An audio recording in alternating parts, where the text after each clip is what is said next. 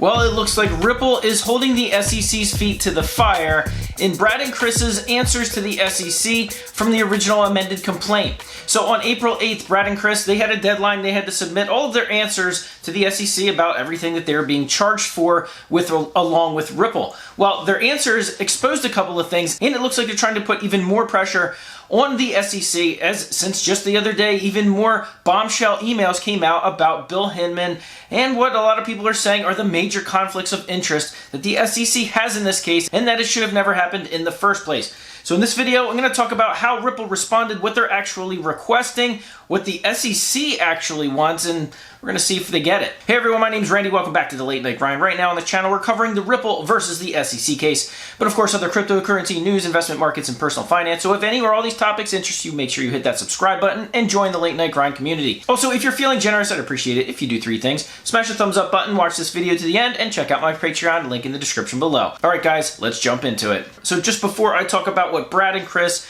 told the SEC and the judge in their answers, I wanted to first mention a sponsor that I have on this channel, and that is the Shmurfs NFT opportunity. I mentioned this a couple of weeks ago because right now this Shmurfs NFT project is only a limited time offer. April 14th is when they're actually going to mint, and the founder is actually offering the Late Night Grind community special access to get on that whitelist, which means you can get a very cheap NFT before it actually goes out on the market. I will put a link in the description below. Here's a couple of things I wanted you to take note of. This NFT project is super unique. There's actually a video in the link in the description below, and it's actually from the founder of the Shmurfs NFT project. He's actually doxing himself. Now this is very rare in the NFT community, which means you get to see his face, his name, who he is, why he started it, and a bunch of the details about the project, about the website, about the roadmap, and all of that stuff. So if you're interested in getting on this waitlist, there's less than 1,000 spaces left. So this project is becoming extremely limited,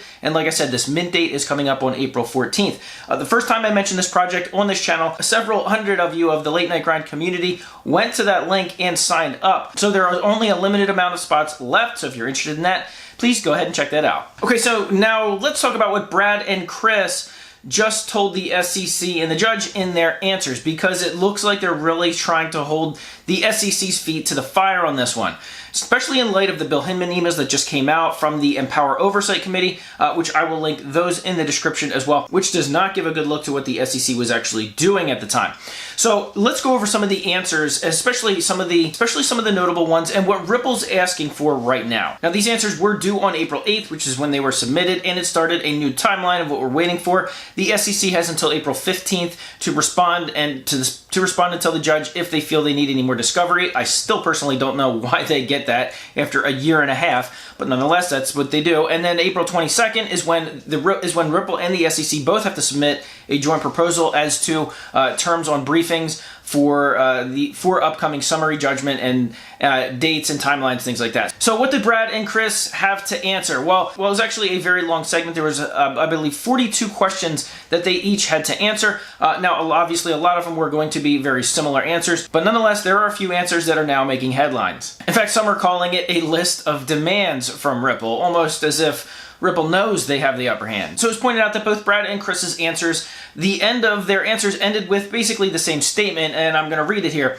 Basically says the plaintiff's prayer for relief and judgment, basically everything the SEC is suing them for, the amount of damages, what they're suing them for, does not require a response, but to the extent any response is necessary, Mr. Larson and Mr. Garlinghouse denies that plaintiff is entitled to the requested relief and judgment to any relief whatsoever, and therefore requests that, here we go, that this case be dismissed without prejudice. Now, dismissed means the court should just throw out the case, and with prejudice means that the SEC can't refile the same case at the same court. Number two, that the court should enter the judgment in favor of the defendants, of course, Brad and Chris and Ripple, with respect to all the causes of action in the complaint. Everything that the SEC is said that they're doing, well, they say they're not doing, or they didn't do. And number three, they need to award Mr. Larson and Mr. Garlinghouse the attorney's fees and all their costs reasonably associated or incurred in defense of this action, and award relief as the court may deem just and proper. Now that may seem like par for the course for any court case like this, when you're defending yourself and you're saying, no, listen, we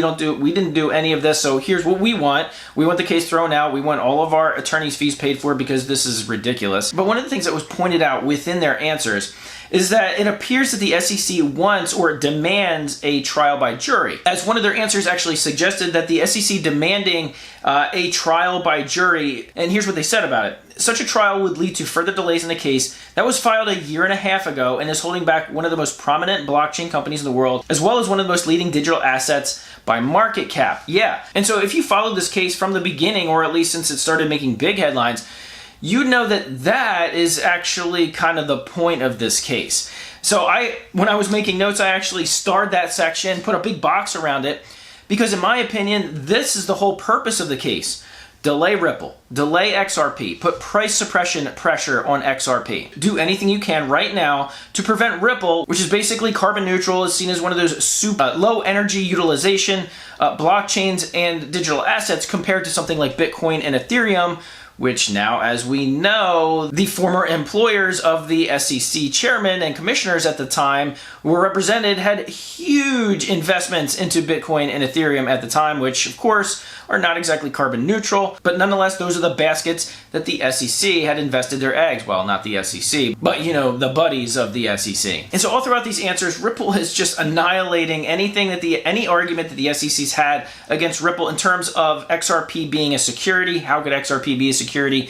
How could it be an investment contract with Ripple? Well, here's some of their answers and how they tore down the SEC's assumptions. So Ripple reaffirmed that they never offered or sold XRP as an investment into Ripple. Ripple never sold XRP in an initial coin offering. Obviously, we know that for a long time. XRP holders do not acquire any claim to the assets of Ripple. They do not hold any ownership interest in Ripple, and they have no entitlement to any share in Ripple's future profits, which is exactly what a security product is. And not only that, Brad and Chris and Ripple had to remind the SEC that this is the United States, pretty much the only country in the world that has deemed XRP to be security. So they reminded that places like Japan, Singapore, and the UK have already deemed it to be a non-security digital asset, a digital currency unit of exchange. In fact, they actually quoted what the UK Treasury just said recently about XRP, which was quoted as saying, widely known crypto assets such as Bitcoin, Ethereum, and XRP are not securities, but exchange tokens. They're primarily used as a means of exchange. So Brad and Chris and Ripple basically just said, listen, this court case needs to end because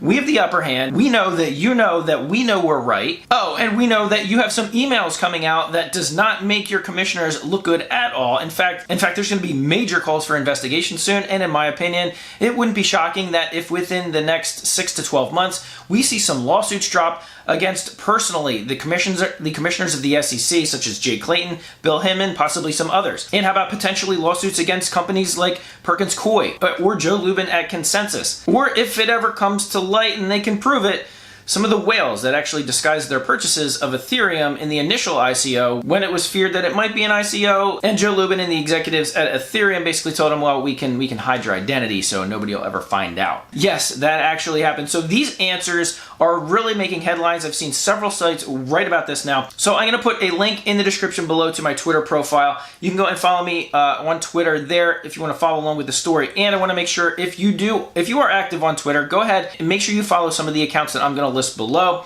retweet them, call out your senators, call out the Senate Banking Committee members, because this story needs more than just the attention that the blockchain community is giving it, than the XRP community is giving it, and honestly the rest of the world's giving it. With hundreds of billions of dollars at stake, this really is the financial story of the century. All right, guys, so just a reminder, if you are interested in getting whitelisted in that Shmurfs NFT project, that mint date is coming up April 14th, so you have a limited time, less than 1,000 NFTs to go. Last time, several hundred of you signed up, so there is a very limited amount of those. So I'll leave the link in the description below. It will have the Late Night Grind community tag on it. If you click on that link, you will see it. And therefore, you know it's a page specifically for this community, so if you want to take advantage of it, go ahead and do so quickly. All right, guys, thank you so much for watching all the way to the end, for smashing that thumbs up button, and as always, I'll see you guys on the next video.